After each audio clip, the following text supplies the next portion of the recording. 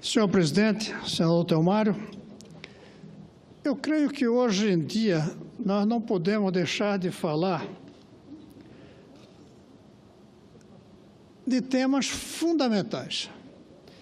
E eu venho insistir que esses temas fundamentais, por mais que não se veja no primeiro momento, eles passam pela educação.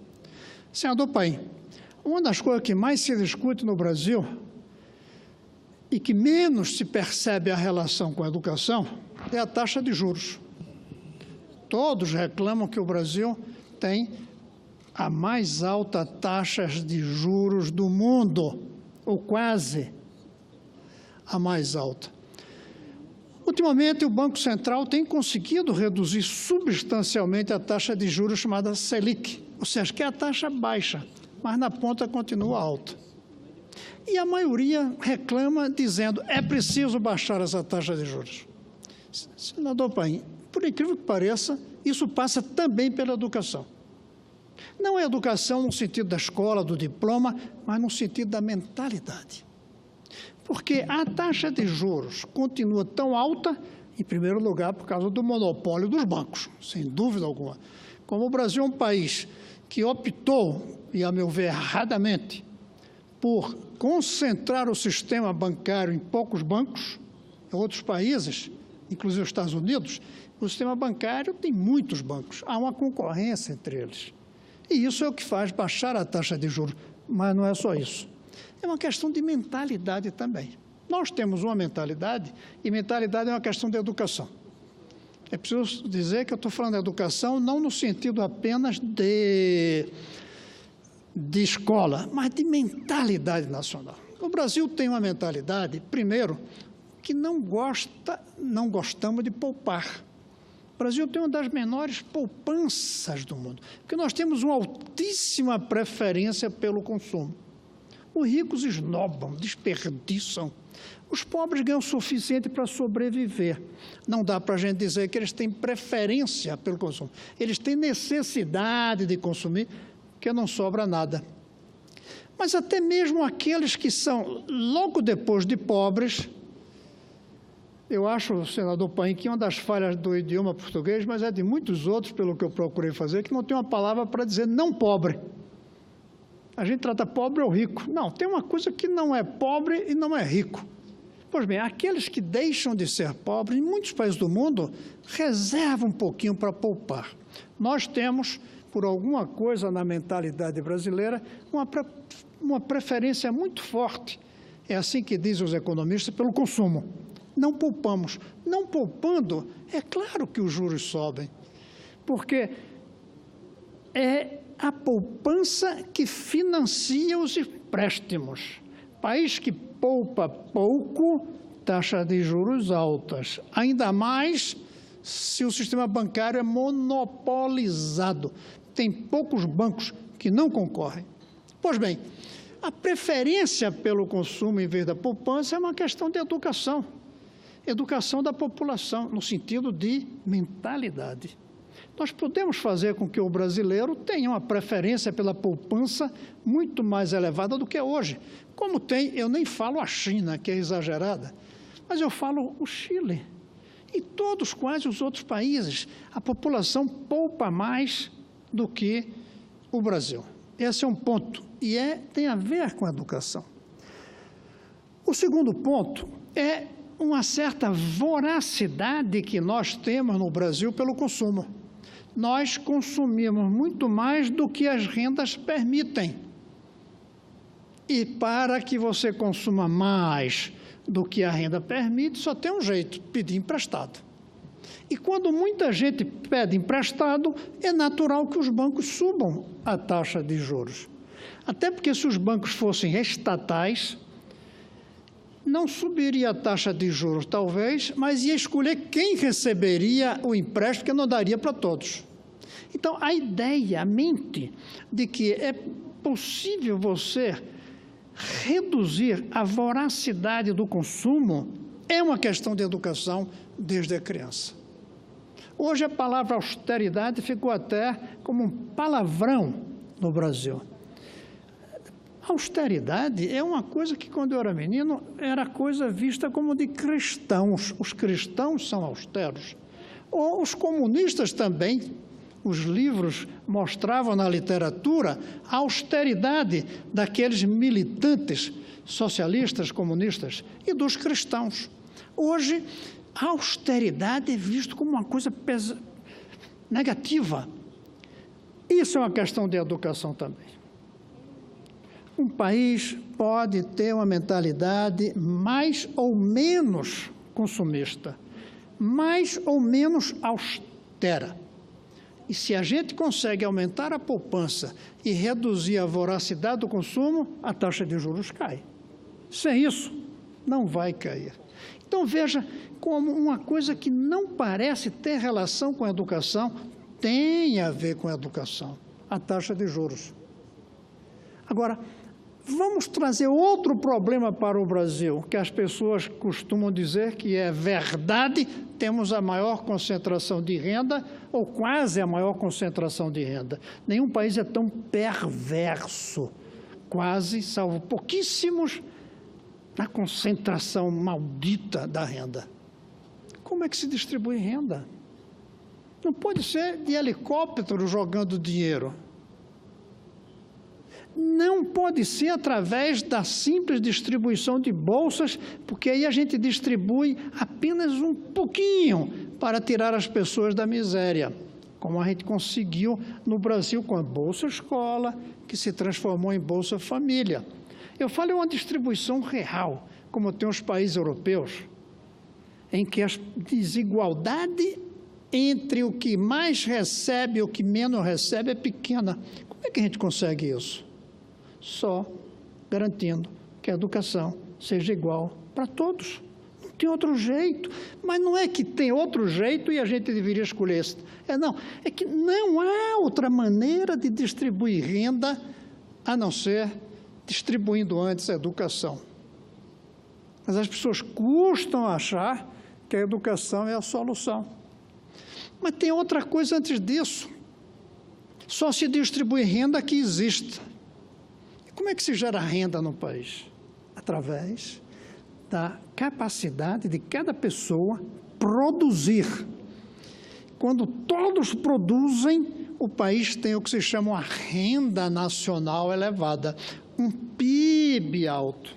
É aí que a gente vai poder distribuir. Sem uma renda alta, não se distribui renda, a não ser que se distribua a pobreza de todos. Como é que se aumenta a renda de um país? Não tem outro jeito, a não ser aumentando o que se chama a capacidade de cada pessoa produzir. Como é que se consegue aumentar a capacidade de uma pessoa produzir? A educação. Claro que precisa das ferramentas, precisa do capital, precisa do investimento, mas não adianta dar ferramenta para quem não sabe usar. E você aprende a usar uma ferramenta por meio da educação. Antigamente dava para ensinar a usar uma ferramenta sem necessidade de grande educação. Um africano vinha como escravo para o Brasil, descia no porto do navio Negreiros, recebia uma enxada e já começava a produzir através daquela enxada. Não precisava de uma educação maior do que alguém dizer como fazer. Hoje, as ferramentas são sofisticadas, as ferramentas são computadorizadas, as máquinas, diferente da enxada, ficaram inteligentes. O trabalhador precisa conversar com a máquina inteligente, e isso só se consegue por meio da educação da criança, que depois se transforma em um trabalhador adulto. Mas tem mais. Hoje um país não cresce, não enriquece no conjunto, se não for capaz de inventar coisas novas, se não tiver criatividade, se não for capaz de inventar produtos. E a invenção, a criatividade, ela vem da ciência, que vem da educação. Isso apenas para mostrar, senador Medeiros, que quando alguns falam, e eu também, que A educação não resolve tudo, mas nada se resolve sem educação. Quando nós dizemos isso, a realidade mostra. Mas alguns dizem, esses caras só falam em educação. Não, falam no resto, mas não deixam de dizer que sem a educação não há solução. Não basta educar, mas não tem saída sem educar. Sem o resto, a educação não fertiliza o país. Mas pode ter todo o resto, sem a educação não haverá fertilização. O Brasil não será um país rico, um país desenvolvido, um país justo, um país civilizado e até mesmo um país seguro. Porque sem polícia não se tem segurança. Mas sem educação, a violência cresce mais rapidamente do que tudo o que a gente fizer com a polícia, que é o que vem acontecendo no Brasil. Mais cadeias, mais polícia, mais armas, até a intervenção do Exército, como a gente vê no Rio, e vai ter que fazer nas outras cidades, e não vai adiantar. Não vai adiantar enquanto não fizermos a intervenção na educação. A intervenção federal na educação para quebrar a desigualdade educacional que vem da desigualdade de renda dos municípios, que não são capazes de dar uma boa educação para suas crianças, porque eles, os municípios, são pobres. Então, senador Medeiros, não há como resolver os problemas só com a educação. Não há como resolver nenhum dos problemas brasileiros sem uma revolução educacional, que garanta com que nossas escolas tenham a qualidade das escolas dos melhores países do mundo e que a escola do mais pobre seja tão boa quanto a escola do mais rico. Como dizia pouco antes, no debate com o senador Paim, se nós não redondearmos as escolas todas do Brasil, se nós deixarmos que no Brasil algumas escolas sejam redondas e outras sejam quadradas, no sentido de umas boas, outras ruins, sempre aqueles que vão para as escolas ruins ficarão para trás. O futebol é o exemplo de que a bola sendo redonda para todos, são os melhores que chegam na seleção. Não são os mais ricos.